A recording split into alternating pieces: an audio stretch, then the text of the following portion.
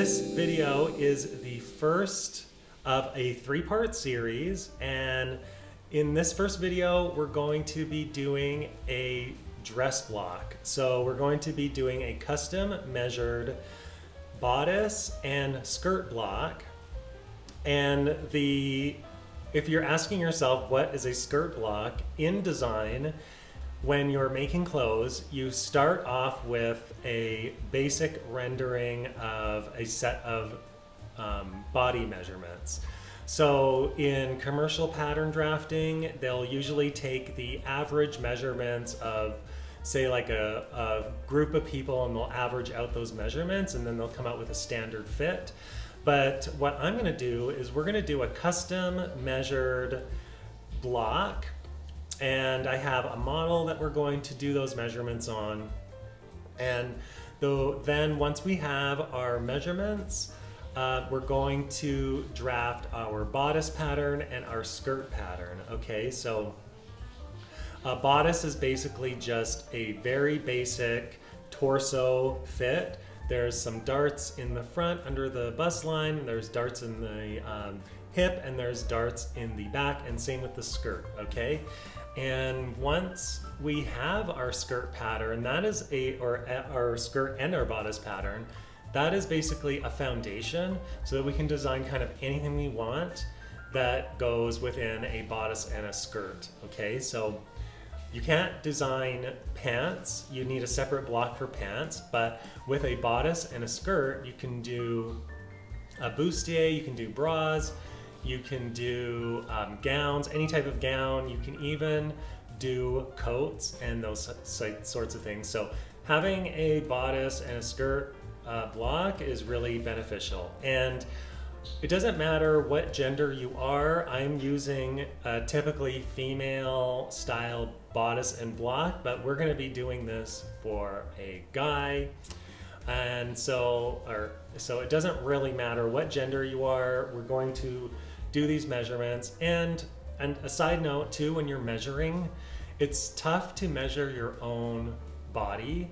However, if you are by yourself and you want to do this tutorial, when I do the measurements, I'll just prompt you for when you'll have to use that standard measurement chart, and that's in my textbook here. So the textbook that I'm using is this Helen Joseph Armstrong textbook, and this has a ton. The reason why I like this is because it has a ton of different patterns and alterations that you can do with your bodice. And when you're using a design textbook, you want to follow the measurement and the guideline and the block that they give you in the textbook. So say if I had a different textbook from a different person, I would want to draft a set of blocks based on that textbook. And that's if you're a beginning designer, okay? So I'm assuming a lot of you are beginners at this, so I'm going to use this textbook. It is an imperial measurement textbook. Okay, so these are all done with imperial. If you're a metric person, and now because in design world you kind of have to be either both metric and imperial. So, but I'm going to keep it simple for you guys, and I'm going to do all the measurements in imperial, and we're just going to stick to the Helen Joseph Armstrong book.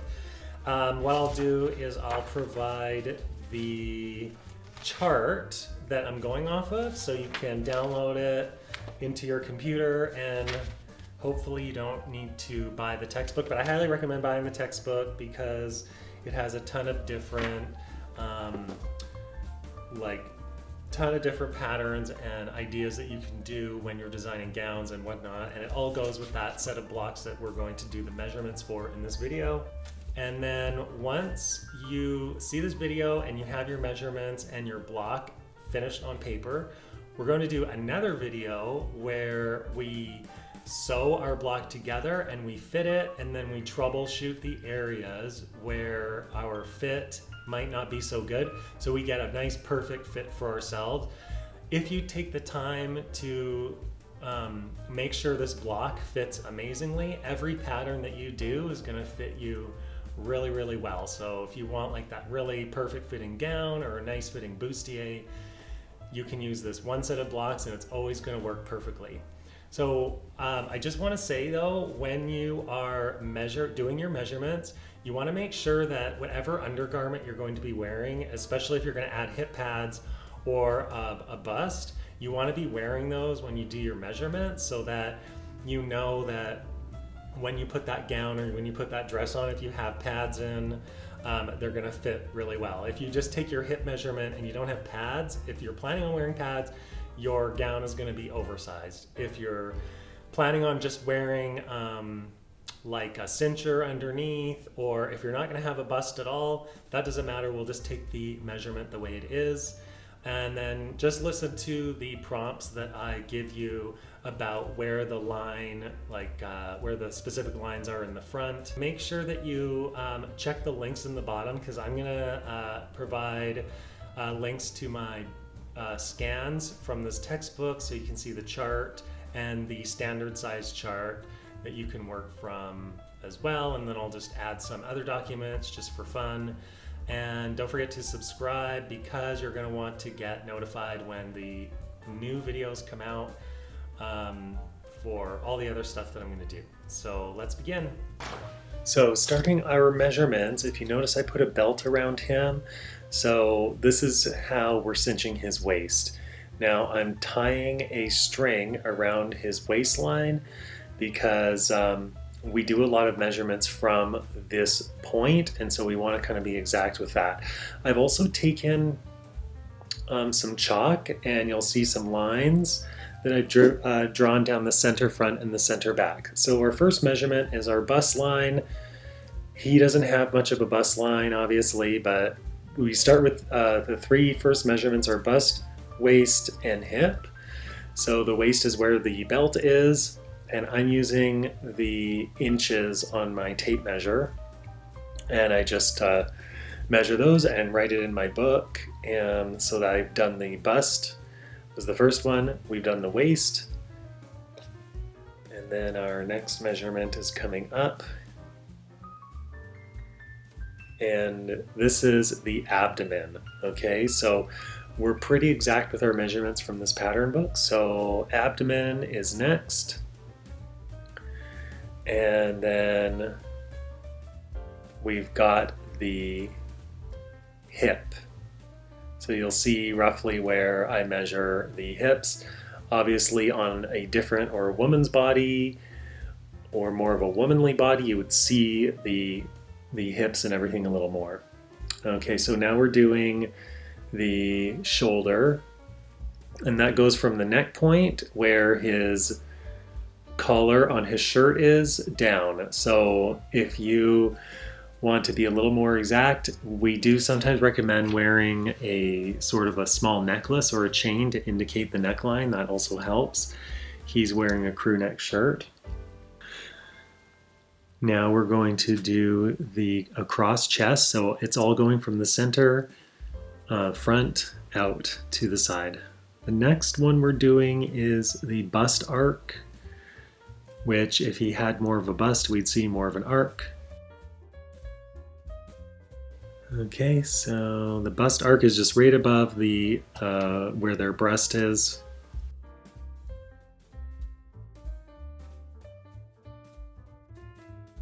I'm going to scan my measurement guideline in so that you all can see exactly the measurements and you can follow along the video. Also, we only have to do half his body for a lot of these measurements because of our pattern. Our pattern is only half the body. We do a front half and a back half. Now our next measurement is going to be the bust depth, bust span, sorry, so it's like a space in between the chest. And some of these measurements don't really make sense, but when you draft the patterns from this particular book, you'll understand, especially when we make when we make our bustier, because I will be doing a tutorial on a bustier. This bust span will become very important. So our next measurement should be the waist arc. Now we're just talking about how he should probably have worn his undergarment and pushed his breasts together to minimize that bust span, but that's why you want to kind of decide if you're going to wear an undergarment or what undergarment you're wearing, because the measurement will come out differently. If you are not wearing a bra and you have breasts, they will behave differently. So our next measurement is the waist arc, which is just half the waist measurement. We've done the full waist measurement, but now we're doing, 1/4 of the waist measurement.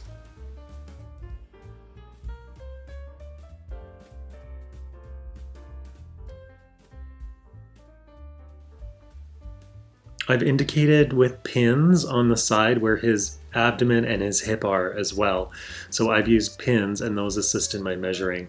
Now the next one we're going to do is the abdomen arc, and on some people it's different. There could be a little bit more of a curve there. And then we're going to do the hip arc. So these are just more precise measurements rather than just doing a circumference of the bust, waist, and hip.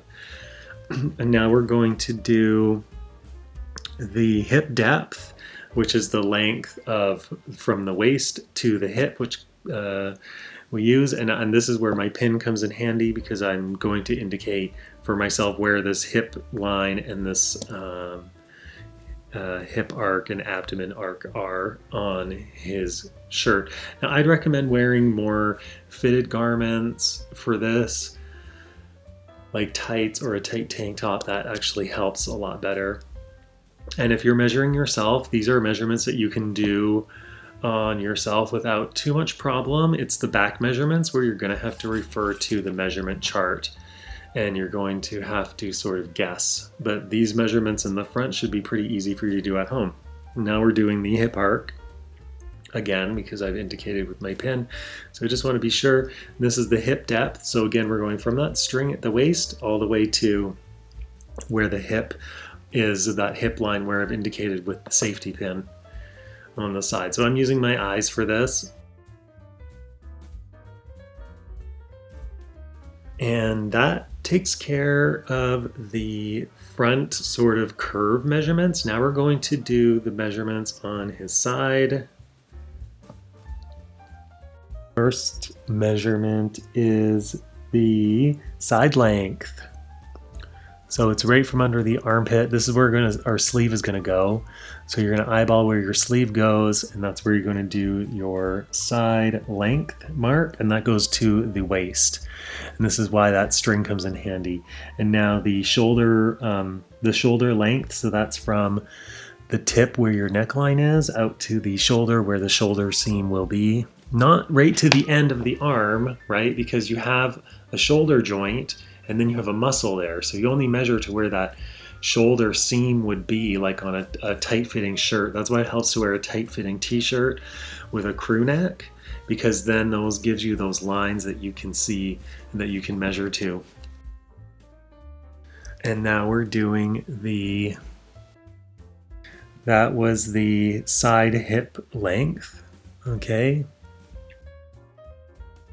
Our next one is going to be, this measurement is called the horizontal balance line, or HBL. So it's from the hip all the way to the floor, which is for our dress or skirt length. He's thinking he needs heels here, but that's okay, we can adjust this. I usually measure this one twice, just to be sure, and sometimes it's a good idea to measure these. Do these measurements twice, just so you know, and just so it's more accurate.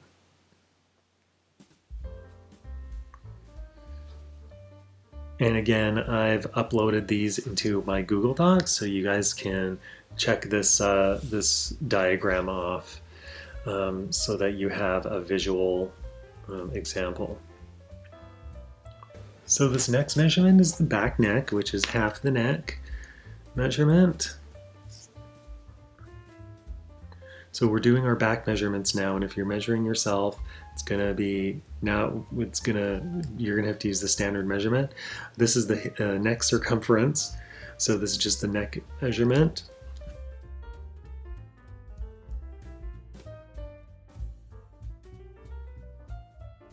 The next one is the cross shoulder. So my advice to you is if you're using the standard measurement chart, take your front measurements and match them up to as close as you can with the back measurements on the chart.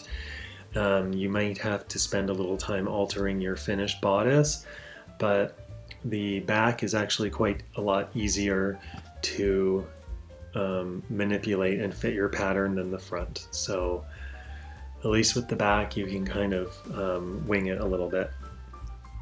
So our next measurement was the cross back, and that's just from right in the middle of the shoulder blade to the center back. And that's why I have that chalk line there on his shirt, so I can see exactly where I'm measuring each time. The next one is the back arc. And this is, by doing all these measurements around the roundness of the body, we're gonna get our most accurate fit for our bodice. So if you're a little more curvy, this is gonna be great for you. And this is the waist arc. He doesn't have a lot of curves, so a lot of my measurements are the same. But if you have more curves, these measurements are gonna become really handy.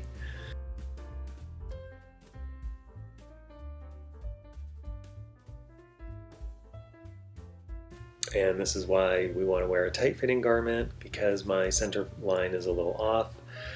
So this is the abdomen arc now. So this is the back, and again, we're only doing half the body because it's half a pattern. And so now we're doing the hip arc, and then our next measurement is going to be the hip depth. So it's basically the same measurements front to back, the same areas of the body. You see sort of a pattern that's forming here with my measurements.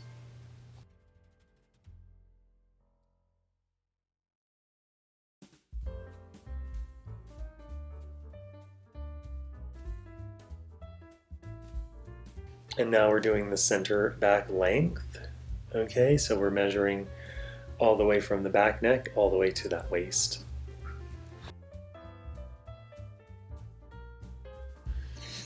Next, we're going to do the shoulder slope. So it's from the seam of the shoulder to the center back waist. And that should take care. Oh, we got one more measurement. It is the full length measurement. So that's from the high neck point. So that point at the shoulder and where the neck meet, that's called a high neck point. And I'm just going to do across both sides. So we're going to do the same measurements in the front now.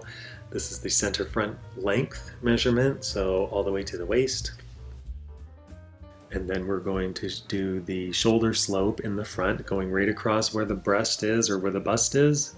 The bust is typically just slightly into where their nipple lies, and when you have like a bra on, you can kind of see the bust point a little better because you can follow the line of the bra. We're just winging it on him because he's not wearing a bra. And then we're going to do the full length, which is again that high neck point to the waist.